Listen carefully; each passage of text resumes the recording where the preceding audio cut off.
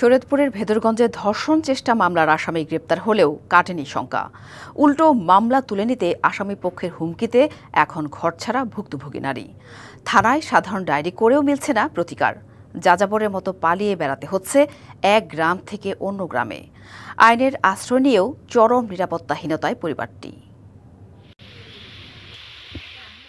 নিজের বসতভিটা যেখানে থাকার কথা ছিল সবচেয়ে নিরাপদ, এখন সেখান থেকেই পলাতক।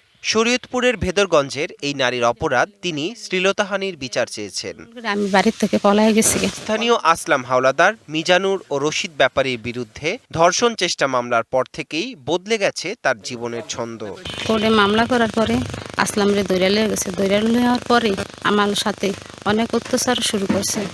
দলবল নিয়ে আইলা আমারে মাইরা লেব, দৌড়া লেব, আমার স্বামীরে মাইরা লেব, কাটটা লেব। বাড়ির পাশে কাজ করতে গিয়ে শ্লীলতাহানির শিকার হওয়ার পর এলাকাবাসীর সহায়তায় রক্ষা পান তিনি। এরপর করেন মামলা। পুলিশ আসামি আসলামকে গ্রেপ্তারের পর আসামি পক্ষের হুমকিতে নিজ ভিটা ছাড়তে বাধ্য হন ভুক্তভোগী। আমরা চিল্লাচিল্লার আওয়াজ শুনে বাগানে গেছি, যা দেখি যে আসামি 3 জন পালায় গেছে।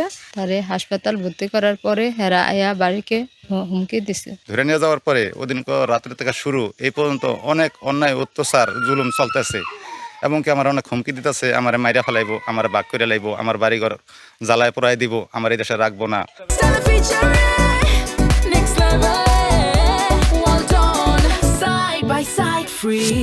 এ বিষয়ে কথা বলতে রাজি হয়নি আসামি পক্ষের পরিবার। নিরাপত্তা চেয়ে থানায় সাধারণ ডায়েরিও করেছেন ভুক্তভোগী, কিন্তু এরপর হুমকির মাত্রা আরো বেড়েছে।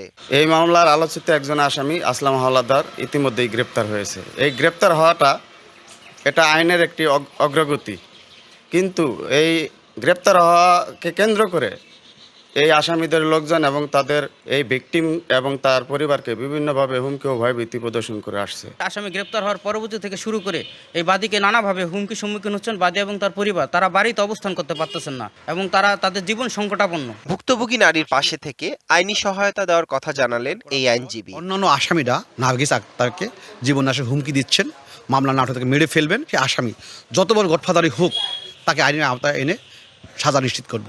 বাদীর নিরাপত্তা নিশ্চিতে কাজ করার কথা জানিয়েছে পুলিশ। DBC news desk.